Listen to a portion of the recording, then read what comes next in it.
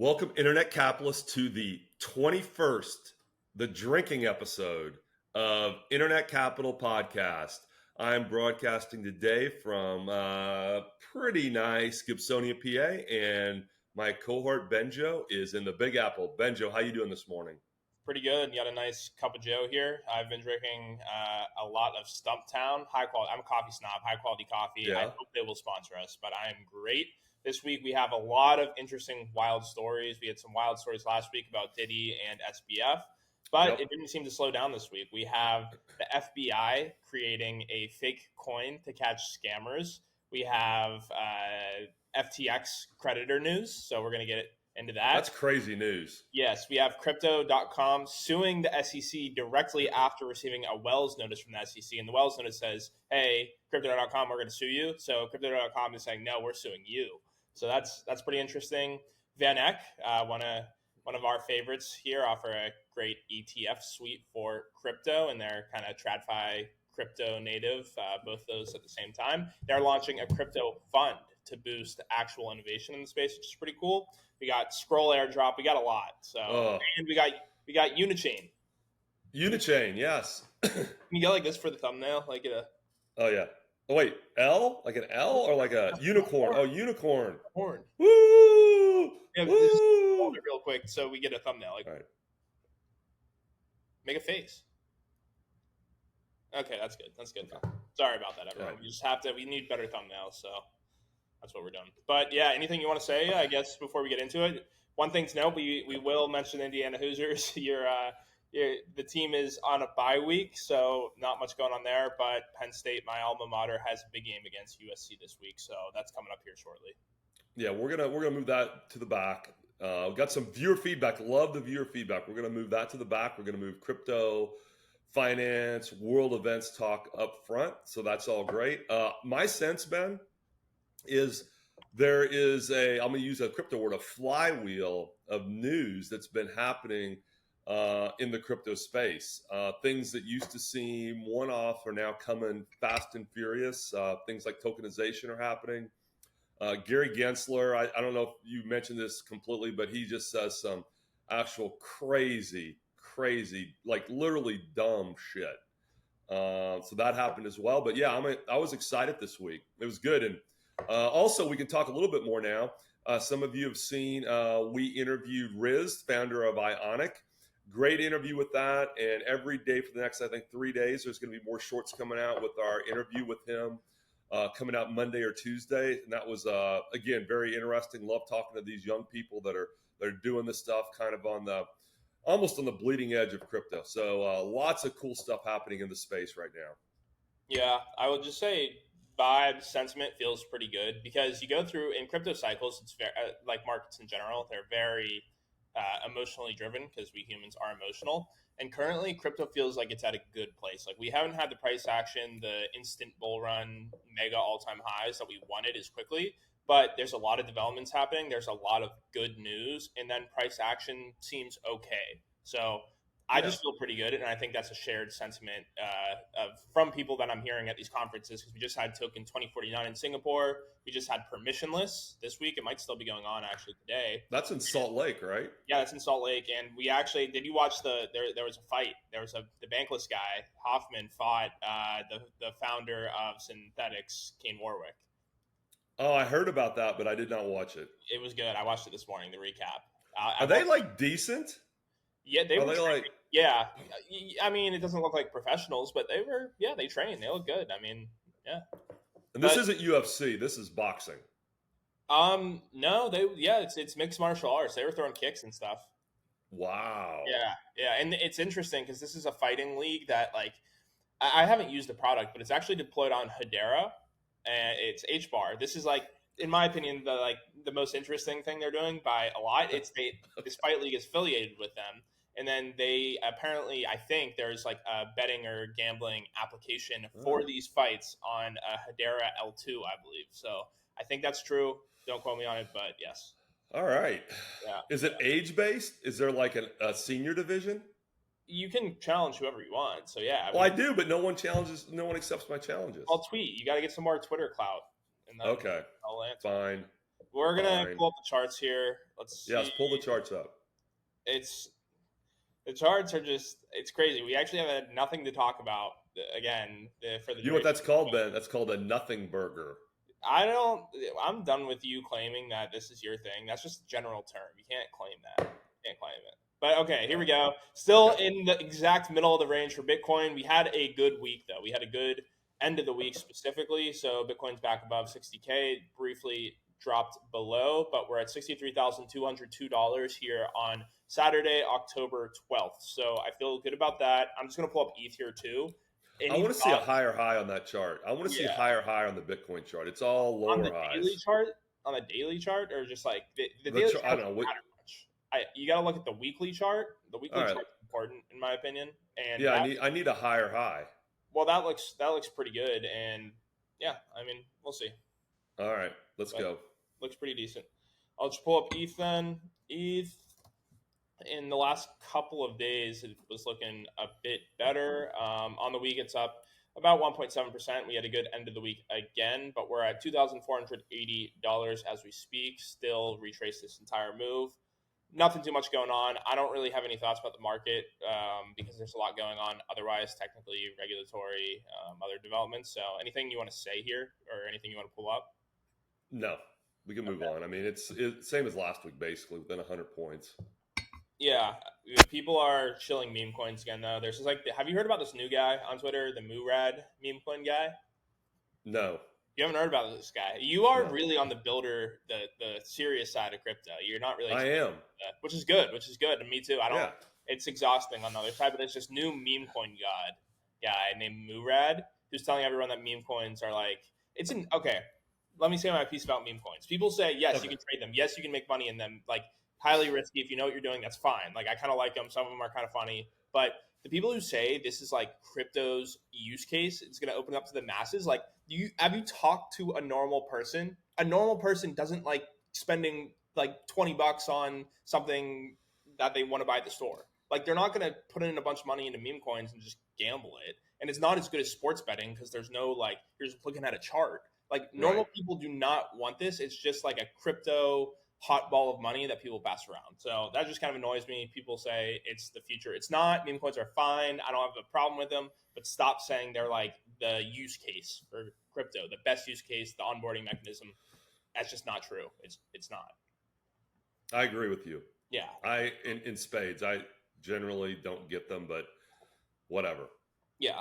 I'm finding my niche. I'm finding my own niche. I'm making my own niche in crypto. I like it. I Yeah. like it. And hey, the update on my we're developing products. I made some progress this week, and this week a lot of it was if anyone's ever used Docker, please talk to me. Docker is terrible. It's basically this containerization application that lets you upload. And for my case, at least, I'm uploading my application to Google Cloud Run, and I have to containerize it using Docker, and it's just a huge mess. So I just had to say that. Well, yeah, Ben, you're I'm waiting to be the alpha user or the beta, I don't know, whatever user I would be of it, because I was thinking how much time this is going to drop a little alpha. All right, I'm going to drop a little alpha on your product. The product has no name yet. We're going to call it Product X. Okay. Product X. Product X. I spend so much freaking time updating my Google Sheets with information. And I can't wait to use Product X to help me with that. Yeah, it'll be good, and I some of the functionality is there. The thing I'm doing is I need to upload my API endpoints to the cloud so that I can test it more rapidly, and I won't get into it, but yes, No. we're chugging along, making progress. So excited about I that. love it. I love But it. all right, let's start here. This is from this week's Internet Capital midweek crypto update. So let's just start with the first news here, markets and macro. So Bitcoin ETFs jumped by 235 million. Ether funds experienced no change. So Ether funds, they started a little slow, picked up. Now they're a little slow again. I guess I also heard that there was a study showing that basically the people buying these ETFs are just crypto people who want to use them for tax advantage purposes. Like it's mostly like boomers aren't allocating huge amounts to crypto. Like there's not a lot of new money. So I would say this is a caveat to like the success of the crypto ETFs. It's mostly just us. So, but that also means that there's room to expand, room to grow to these other investor markets. Any thoughts on that? So just keep this in mind. The first end of month statements will be mailed to boomers on October 31st, which reflect the true 50 basis point rate cut. Mm-hmm. And I'm sure there's going to be significant drop in income to those folks from then. So that'll be another mind shift of reallocation. And in 2 months, we're going to get end of year stuff. And people are going to assess whether they are happy with the returns they got in the fourth quarter on relatively conservative investments. And it's possible by then, Ben, we're going to get another, I don't know how many more meetings, but at least one more 25 basis point cut, potentially. Yeah. I mean, the economy's doing decent, jobs are decent, so maybe not, but I think so. Yeah, we'll see. I don't like to macro LARP because you can just be like, the job data, the economic data was like this, so the rates are probably going to go like this, and like that's the extent of my knowledge there. So I'm not going to like Yes. comment anymore. But yeah, we can move on. I think that's definitely true. There'll be more demand, and then I think there is another unlock, as people did say, if we get staking yield into an ETH ETF. That would be huge for investors. They really like yield. It's kind of like the cherry on top, and that would lead to broader appeal. But we're going to have to wait till after the elections for that and into next year. So that's the piece on there. We'll skip that second one, just about rate cuts. So let's get into the fun stuff. I'll read this real quick because this was pretty interesting. Okay. So the SEC, DOJ, and FBI have charged 3 crypto firms, which are GotBit Consulting, which is a market maker, ZM Quant, I believe they're all market makers, but ZM Quant Investment and CLS Global, with fraud and market manipulation, as well as 9 individuals in connection with wash trading and pump and dump schemes. The FBI used a fake token, Next Fund AI token, to expose fraudulent activities. Accused allegedly manipulated over 60 tokens, including Saitama, defrauding investors through deceptive trading practices. So they seized over 25 million in crypto, deactivated trading bots, and all of this was called Operation Token Mirrors. So that was pretty interesting. I thought this was funny. There was a tweet. The FBI for their coin forked like an Open Zeppelin like template contract code, which is under an MIT license. And part of the MIT license is you have to put like, this is under the MIT license and some disclaimers at the top, and they did not. So someone tweeted at FBI, I'm reporting you to the FBI. So I thought, but this is pretty crazy. Any thoughts on this? Or? Yeah. So, I mean, isn't what they did in this manipulation kind of part of, I don't know about the majority, but a lot of these coins? Isn't this commonplace?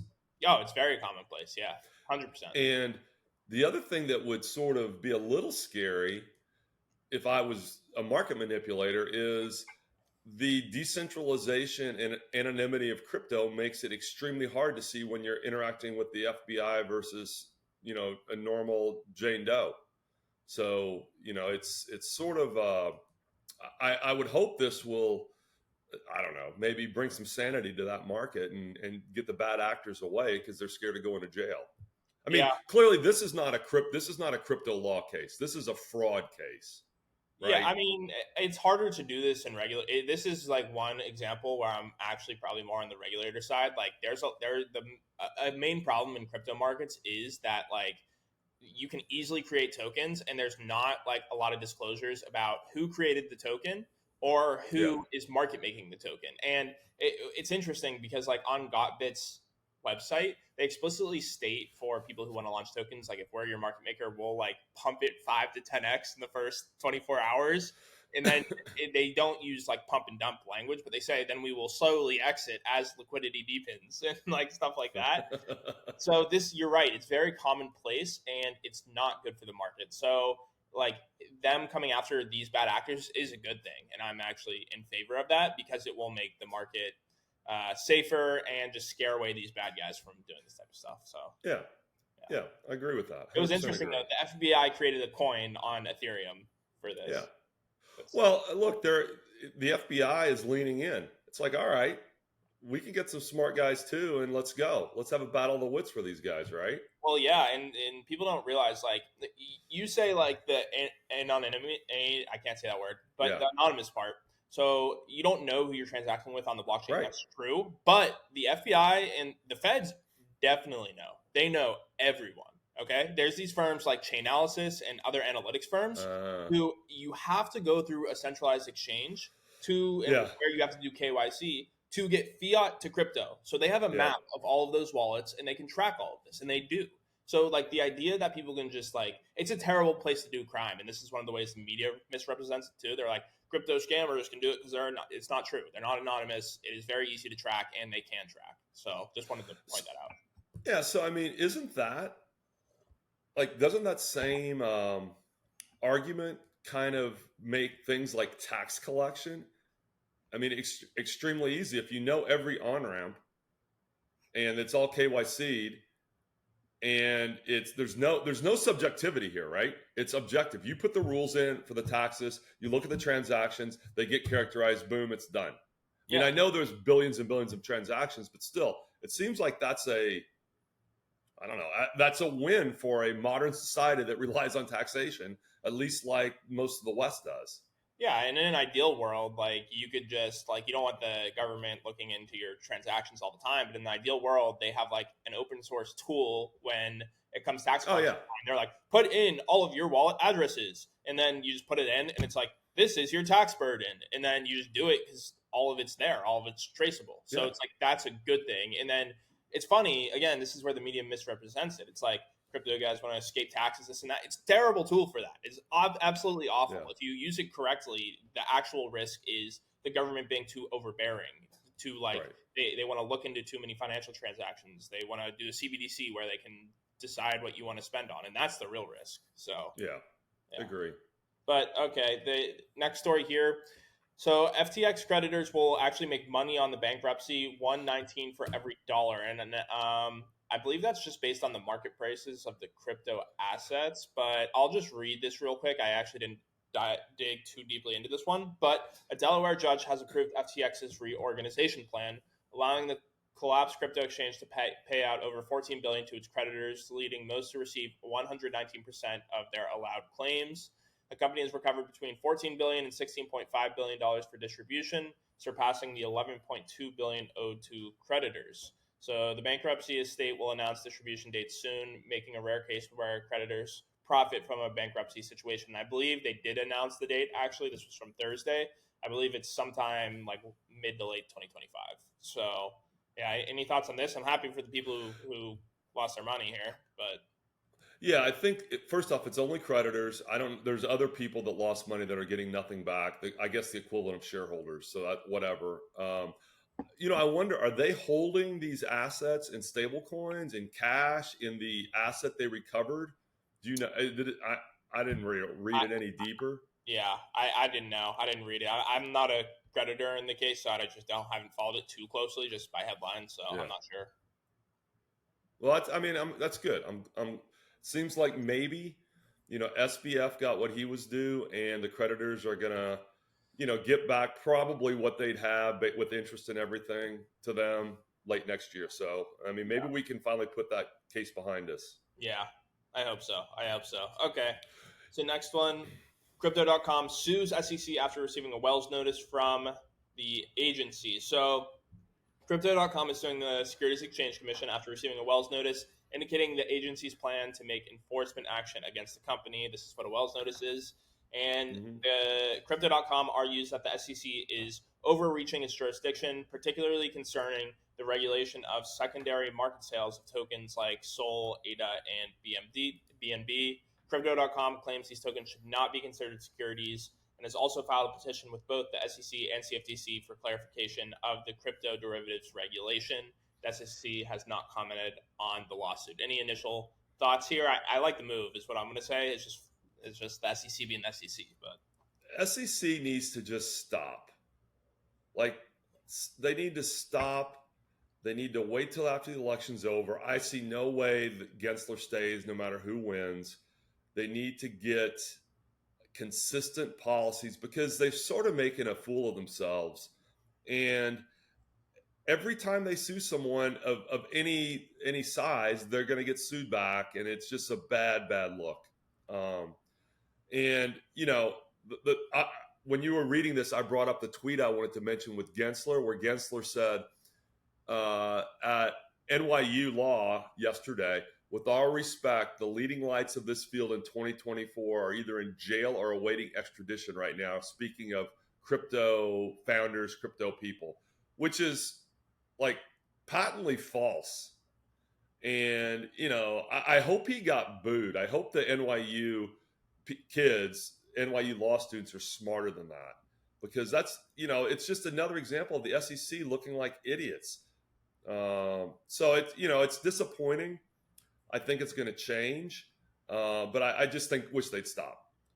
Yeah, 100%. I was going to bring up another article, but my thing's a little slow here. But um, one of the other SEC commissioners, one of the chairmen, or not the chairman, one of the commissioners, said that their approach to regulating the crypto industry was a disaster. And this is one of the other heads of the agency. So I just want to say it does look like Gary Gensler is falling out of favor. And I'm not sure why Gensler has taken this approach, because he's a smart guy. He did those lectures about crypto and Bitcoin at MIT, I believe. He was a lecturer. And he knows what he's talking about, but then he just got extremely dishonest and very hostile once he was in office. It's probably for political reasons, to appease higher up Democrats who he perceived as being politically valuable. But you're right; it's a disgrace, and I think people have had enough of it. Trump said he would get him gone, and I don't think Kamala is very incentivized to keep him around. She doesn't seem to be as hardline on crypto as some others. So hopefully he's gone. The one thing on the law students understanding that he's full of BS on this, I don't think that's generally true, just because people outside of crypto, it's a hard space to understand. And if you just take like at face value what a lot of the media was saying, the last thing they paid attention to was FTX. So they're just like, oh, okay, like a bunch of scammers over here. That makes sense. That's not good for us. But yeah, it is a shame, because there's a lot of people in crypto trying to do the right thing, trying to build useful technologies. So it's just a disservice to the American people, and Gary needs to go. He really does. Agree. Cool. Next up, VanEck launches $30 million fund to boost fintech, crypto, and AI startups. So VanEck is a global investment firm that offers ETH and Bitcoin ETFs. So they announced a $30 million early stage venture fund, VanEck Ventures, aimed at fintech, digital assets, and AI startups. They're targeting 25 to 35 companies, the pre-seed and seed stages, and they will offer investments between $500K and $1 million. So, and the fund will be led by former heads of Circle Ventures, the stablecoin issuer for USDC, and the fund has already made 4 investments, which is undisclosed. I think this generally is really cool, because you have like this institution that's really embedded in TradFi getting its hands into actual DeFi, actual crypto. So the possibilities there of bridging the gap is really strong. And that's just my initial thought on this piece of news. Yeah, so let me make sure I understand this. So VanEck is sort of like a tier below BlackRock and Fidelity and Vanguard in terms of size, right? Yeah. But they're still hundreds of millions to trillions of dollar asset manager. Yes, 90 billion, it says. So 90 billion. Like, that's a lot of freaking money. Yeah, it's a lot. So they're taking some of their profits and they're establishing more or less their own internal venture capital fund in the crypto space to seed, transformative markets similar to Bitcoin and things like that. So, and the thing to me, and I didn't really realize who these people were, and that was Circle Ventures, but these are guys that understand how to make money, how to make TradFi level money in crypto. Circle Ventures, Tether, all those people are making gazillions of dollars. So it's good to see that, I've said this before, that the accountable people are in the room and running the show a little bit. Yeah, I think the thing that stands out to me, I agree with you, but the thing that stands out most to me is that just you're seeing more and more traditional financial firms have little pockets of crypto, and VanEck is like more crypto native, as I previously said. So maybe it's not the best example, but this is even like doing venture investing into crypto in like an traditional and crypto asset management firm is a big deal. And you see like Fidelity is probably the biggest example of a large company that has a very crypto native subunit within it. And I think we see this pop up more and more and more.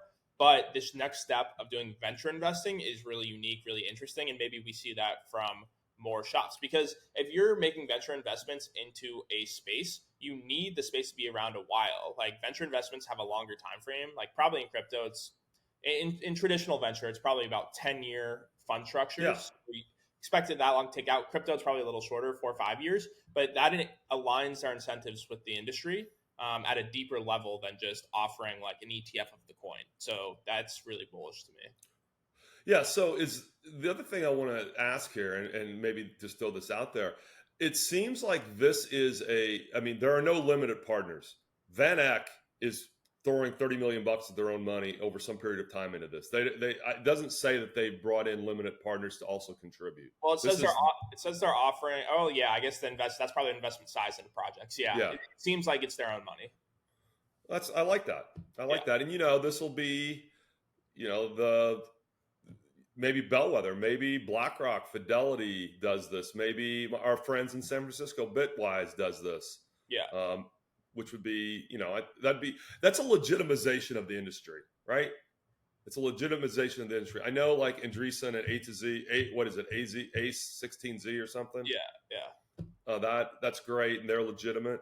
But I like this. Yeah, I think the finance folks in traditional finance always have a skepticism of like the tech guys, because the tech guys are just like a little weird. They're a little out there. They do weird stuff, and crypto has been like mostly adopted by the tech guys first, who are also interested in finance, just because it's more techy and it's those type of people it attracts. So if you can get more of like the traditional button-up finance guys in here, the better. So Yeah. yeah. By the way, Ben, I'm a tech guy, and look what I have on. Yeah, The that's finance true. bro vest. The That's a good finance point. bro vest. Yeah, Yes. that's a good point. Okay. All right. Next up, crypto native news here. I'm not sure. Uh, I didn't get any of this. I never got around to farming Scroll, and I heard people were disappointed. So I'm happy I didn't waste my time doing it. But Layer 2 Scroll announced plans for their SCR token airdrop, and I believe it actually happened. Like the token was distributed later in the week, if I'm correct. You might correct me there. But I'll just yeah, read. I'm gonna look. Okay, Go I'll ahead, read a couple of stats while you look for that. So, the SCR token will serve as a governance and utility token for Scroll, and 15% of its supply is allocated for airdrops. So, I didn't read it, but sounds like something similar to what Optimism is doing with their series of airdrops. The SCR total supply is 1 billion. Oh, it says in here too, the token will be distributed on October 22nd. So it is not Correct. yet, another week and a half. And yeah, so any thoughts on the structure here? Are you eligible for any of this or no? Yeah, I'll be eligible for a little, but Scroll is getting crushed. Crushed. So, that 5.5% to Binance, Yeah. evidently, 7% goes to the community, and all of a sudden, the last minute, 5.5% goes to Binance. And evidently, in the Binance launch pool, something crazy like 85% of the launch pool is held by Binance insiders or BNB. And I guess BNB token holders get this through the launch pool, and those are held by Binance insiders. So it's largely viewed online in the communities, the more, what do I say, intelligent communities that I kind of watch and listen to, that this is a sellout to Binance. And the phrase I heard from someone I really believe in is it's a sellout to the Chinese cabal. Oh my, strong words. Yeah, strong word. Yeah, well, I guess Pencil's protocol, Chinese backing. Two of the other biggest protocols on Scroll are all China backing. Binance, I guess, sees these Chinese. I don't know about if there's other things going on here, but people are not happy. And I guess Scroll is going to have a community day with words like, "We've heard the community speak. We're going to talk to you about this now." So sort of like what happened with Renzo, maybe. We'll see. But people are not happy. Gotcha. Yeah, I think this is a symptom of a few things. I think one is that we hit the pinnacle of airdrops a while back, and we've been on the downward slope for a while. Like since ZK Sync disappointed, it's just been like layer 2 airdrops are very dilutive. There's all these layer twos existing now. People aren't as excited about the tokens, all of that. So this just comes in the midst of that. And I just think that Scroll made some tactical mistakes, as you mentioned, and the combination of those two things did not make people happy. And just, I don't have anything else to say here. So unless you have a final piece to say, I think this is a good transition into the announcement of Unichain, Uniswap Yeah. chain, which is, in my opinion, the biggest news of the week, despite all the big news. So anything else on Scroll before we move into Unichain? No, I think we'll revisit that when they actually have their community day and drop their token on the 22nd. All right. Fair enough. Okay, so big news. You guys know that we're Superchain maxis. We love the Maxis. Superchain, and a Maxis. brand new part of the Superchain is Uniswap. And just first comment, aesthetically and just the vibes of Uniswap and Optimism are like the same, so it makes sense they're part of the Superchain. But the news specifically is that Uniswap is launching an Ethereum Layer 2 called Unichain. And it's essentially, it has a lot of cool design architectural improvements upon existing layer twos. So they worked with Flashbots, which is this company that basically works on mitigating MEV through a bunch of technologies at Ethereum layer 1, but they've been getting into this. They've worked with Uniswap Labs to develop these new technologies that, one, make block times on the Uniswap layer 2 extremely fast, like competitive with Solana and other and some parallelized EVMs. So that's really good. And what else? There was another big thing. Okay, I guess the other thing is that because they're part of the superchain, all of these standards are going to be able to be adopted by the other chains in the superchain, like Optimism mainnet, like Mode, like Base, and you'll have that native interoperability between Unichain and the other chains. So I think it's super bullish for the whole superchain. Any initial thoughts before we talk a bit more about it? Yeah. So first off, just last week we were talking about how parallelism is going to get overran by basically Moore's law computing. 1 week later, we see that Uniswap not doing parallelization as a main thing is going to rival those execution times, which is great. Second thing I thought is I like that there's Airdrop now on Base is like the big deal. They do a great job. I like there's another DEX coming to Optimism, coming to Base, because I think there's room for more than one. I think that's good for the consumer, and I think both will be fine. I also think these incredibly fast execution times are a key enabler to AI-Fi. Key enabler, because the faster you can execute, the more you can work on arbitrage, the more you can do all that kind of stuff. So that really gets me excited. I listened to the Bankless interview of these guys. Love them to death. Hardcore geeks. Like the crap they're talking about on Bankless, most people, their eyes rolled over, right? And they talk a million miles an hour, but they know what they're talking about. So I think that's a good thing for the community and in the industry and for the super chain. Yeah, no, 100% agree. I think I agree with all those points. I wanted to add on a few things that what I remember about the chain is that, one, it's not going to be an app specific chain. It is actually also a generalized chain. So you can build other apps on the chain like any other chain. So it's not just Uniswap, which is interesting. And the focus, as they stated it, is that it's designed for DeFi. So one thing here is that I think this might have been why Mode pivoted, by the way. We don't know. We're friends with the guys at Mode. But I think it's really complementary for the whole super chain that Uniswap is doing DeFi with this core DEX here. And then you have like Mode doing the AI vertical. You have Base with the integrations with Coinbase and like the deep ties there. So you have all these pieces. And now if we get this native interoperability and these super fast block times, you have like this Bankless calls them economic zones. So you'll have like the Optimism stack economic zone, and then there's like another economic zone with like ZK Sync, and their flagship application is Aave, and then they have Lens, so it's a bit different.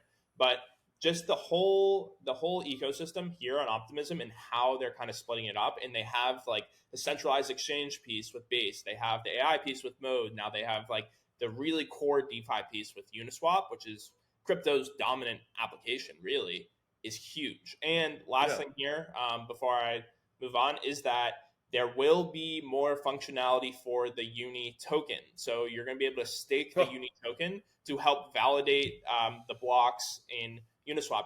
And I haven't actually read the paper for the design of like how they're producing these really fast blocks, 250 milliseconds. I'm pretty sure they're using something called like a trusted execution environment to basically provide really fast pre-verifications that are just like bundled up together. It's basically like an L2 before the L2. And then the blocks themselves, after this pre-verification in the trusted execution environment, will be collectively validated by the Uni token stakers. So need to look more into that. But overall, super, super bullish for Uniswap Yeah. and for the Superchain. This gets me excited. Yeah, absolutely. And I don't really think of Uniswap or Airdrop as DeFi. I think of them as the core fundamental piece of DeFi, right? They enable DeFi by swapping, letting things happen quickly. I guess I look at more of the lending protocols and arbitrage on price, things like that as like the DeFi for dummies. And then you start getting into the perp stuff and all the other super complicated stuff that I really don't know that much about as what would be kind of traditional DeFi. Now, that's still going to be the degen area, but having these sorts of things available to onboard the average user, whatever average user is critically important. Yeah, I mean the token swapping is core part of crypto, like the ability to Yeah, exchange. it's infrastructure. Yeah, I mean it's very key, and I think you're right about that. I think Uniswap does provide that core infrastructure for the superchain, and that's good. But at the same time, I think that this also like them controlling their own chain, like they control more of the infrastructure here, and I'm not sure how constrained they are by like the shared standards of the OP stack. But having a chain as opposed to an application on a bunch of chains certainly Mm, gives you more flexibility. So this allows them to make up some room in terms of user experience and what they can offer. So I think they are competing on that front end UX layer as well. And obviously, like you've seen, they have their own like wallet and like mobile application. So they're definitely looking at that as well. And it looks like they're trying to like do the full stack here. So they own like the app layer, the infrastructure layer, and the chain layer. So it's interesting to me. maybe they want to be like the BlackRock or Fidelity or Vanguard of like a full service financial institution of optimism of the super chain. Yeah, I They're mean, they're yeah, expanding in all these areas. it's more of an exchange than than an asset manager right now. Yeah, But you're right. yeah, in my mind, it is more like it's more like the place that you go. It's like a exchange venue with a bunch of integrations, because like Right. then in my mind, like the asset manager is just like more what Mode's doing with like these AI agents, and then like you have your agents and they connect to the super chain, and like let's say you're like, hey agent, go to base chain and they have this native interoperability and get my ETH off of the centralized exchange, which you have permission to do somehow.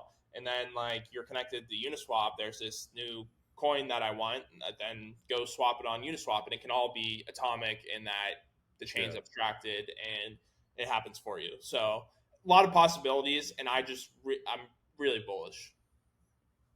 Yeah. Well, and Ben, you said that. It's like instantly now these bots can look at every DEX and they probably can know, what the slippage is going to be and all that kind of stuff. So for the user, all this stuff is just nothing but positive. Now for the application for Uniswap, I'm sure they'll be fine. But for all these applications and other chains, finding their niche where they can make money is going to be important. I think, Yeah, right? Because quickly the cost is going down. 100%. I just think, yeah, overall, super bullish. Everything you said is Yeah, true.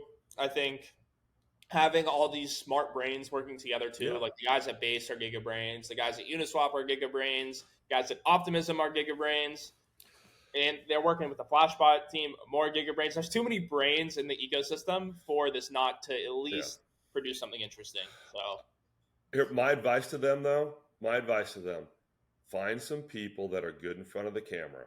All right. You guys are great. It was very technical. I'm a geek. I loved it. Most people, their eyes would glaze over. All right. So we got to start. If we want to get into retail, want to bring more people on board, we got to find people that can talk to retail.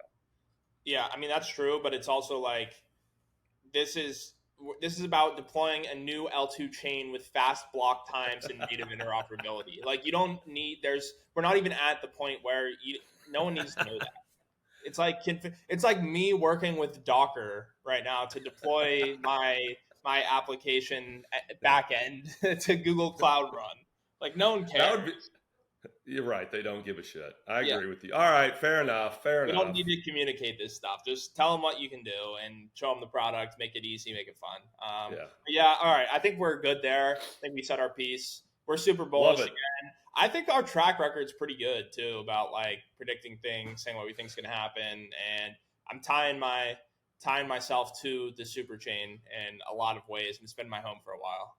Yeah, Ben, I was thinking about that. Besides a tiny little bit of money scattered on Scroll, Linnea, and ZK Sync, uh, everything I have, all of my assets now are somewhere on the super chain. Yeah, I'm really getting into Aerodrome. I love their flight school stuff. I love how they're building deep liquidity for some of the protocols I like.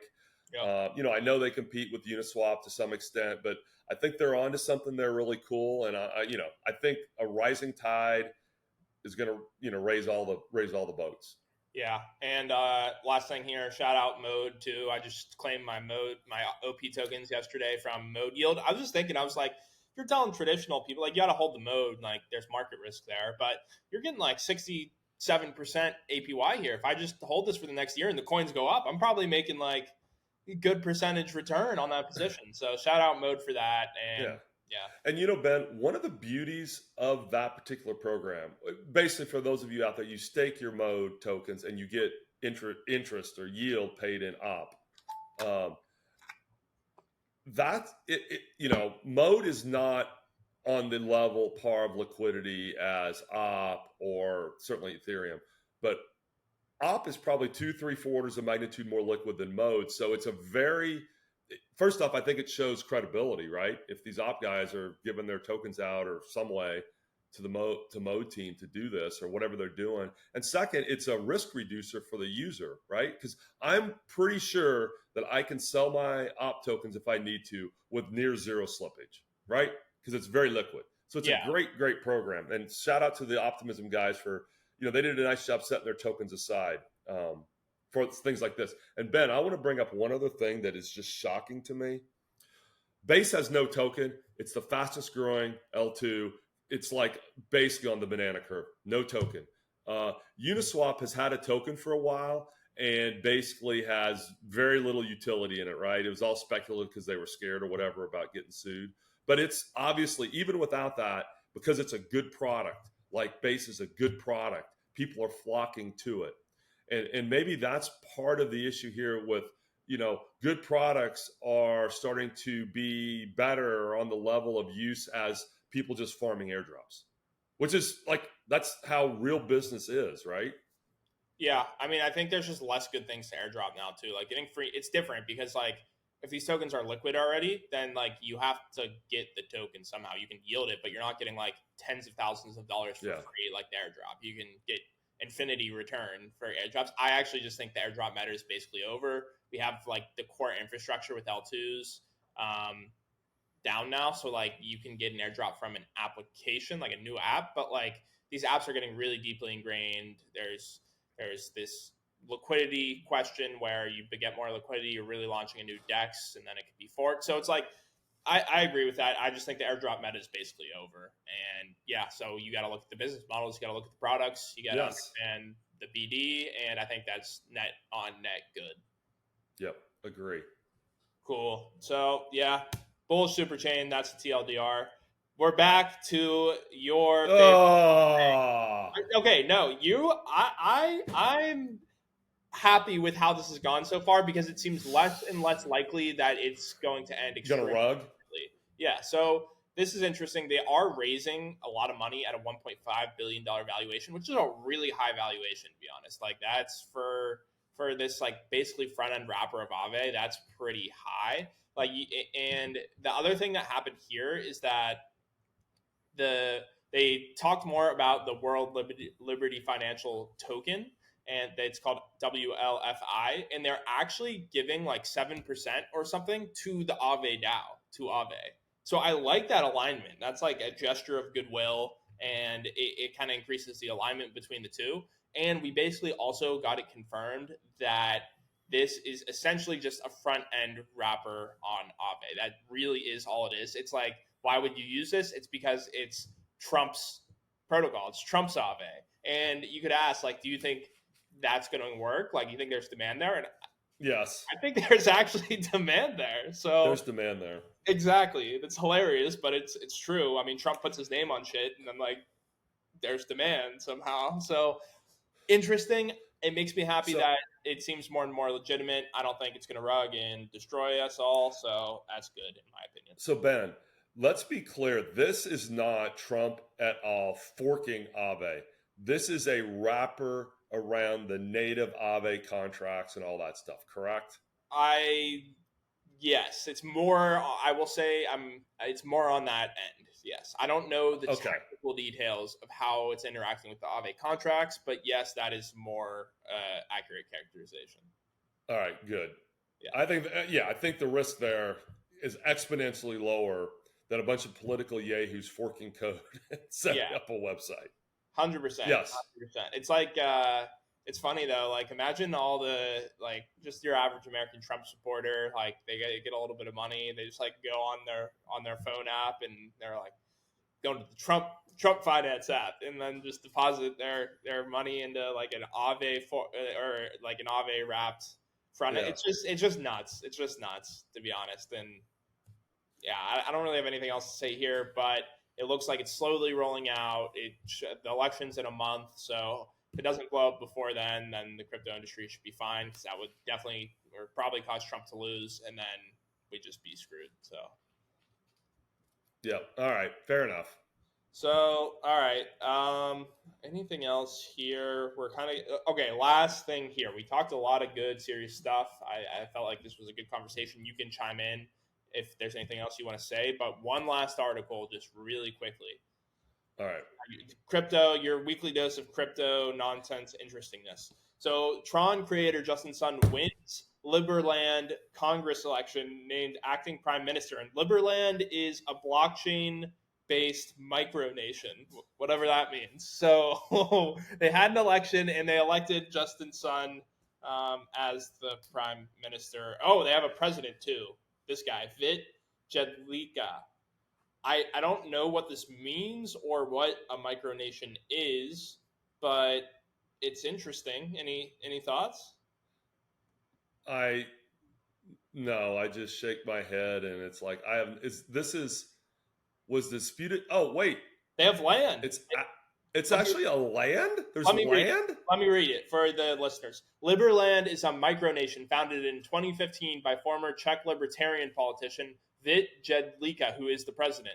Liberland claims a 7 square kilometer, 2.7 square miles parcel of land called Gornja Siga, located on the western bank of the Danube River between Croatia and Serbia.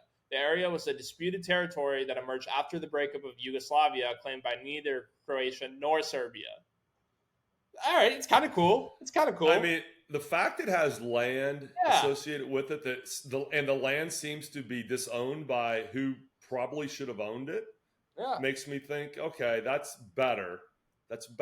Yeah, this is along like Balaji Srinivasan's network state progression. You got to get some land, and then you have election. Yeah, there you go. Well, all right, you know what this makes me think, though? Our compound, Tonto land, the Tonto territories. Yep. We're going to do that. We're going to have elections. Blockchain-based, Superchain-based elections. We're going to be, we'll be affiliated with the Superchain. Not part of it necessarily, but affiliated. It'd be cool if like with all these like verifiable credentials, like blockchain based credentials, we just like connected the infrastructure of the compound with your basically identity on your phone, and then like you go to like try to get into a certain room or like try to get into the crypto room that we're gonna have, and if you're not authenticated, then you can't get in. Like we'll give guests some authentication, and they won't have authentication to the crypto room. So no, they won't. You know what that'll be like? That'll be like my Dunkirk library backdoor cards. That's true. Yeah, that's true. But looking forward to that. So, Yeah. all right. All right. Anything That's else not you the want to dumb. say? All right. That's not the dumbest thing I've ever seen in crypto. So it's not a nothing burger. I'm good Yeah. with it. All right. Cool. All Um, right. I don't have anything else to say. This has been 49 minutes. You can finish up with any thoughts you'd like. Anything I missed? Yeah. Anything you well, just? yeah, I want to give a shout out. Can you pull up that photo I sent you? Oh yeah. So I think I mentioned before. I love swag. All right. Usually that's in the nature of clothing and things like that. But anything that I can wear, things like that, I love. I want to give a shout out to here. All right. Let's see. Crypto Trader. All right. Crypto Trader on the Mode GigaChats Telegram for making this picture of, as you can see on the left, a much younger version of myself and Crypto Fed, who is a member of Mode, Argentina, I think is where he's from. Big Messi fan, if I'm going to guess. But I love this. This basically strokes my ego. Anybody out there that wants to make me more pictures like this, I love it. Just throwing that out there. Cool stuff. Crypto Valley. Thank you very much. I appreciate it. Yep. There it is. I like the picture. I like it. Yeah. So, what do you think? Does that look like me at all? Like gray hair stuff. Not much to be honest, but that's okay. You look Yeah. good in real life and in the picture. IRL in real life. I like it. Let's go. Yeah, cool. Well, all right, that's that. Any last words? Anything else before we go and to enjoy the rest of the Saturday? No. Next week, I think I'll be back in B Town for Indiana football. First sellout in 3 years against the Nebraska Cornhuskers. So that's going to be great. So that's really it. Be safe out there, guys. Yeah, be safe, stay safe in real life and on chain, of course. Don't buy any of the stupid meme coins unless you're prepared to lose money or make a lot of money. Maybe you're good at it, not financial advice. But that's all I have to say. Bullish Superchain, bullish Unichain, bullish Mode, bullish crypto. That's it. All right. Out.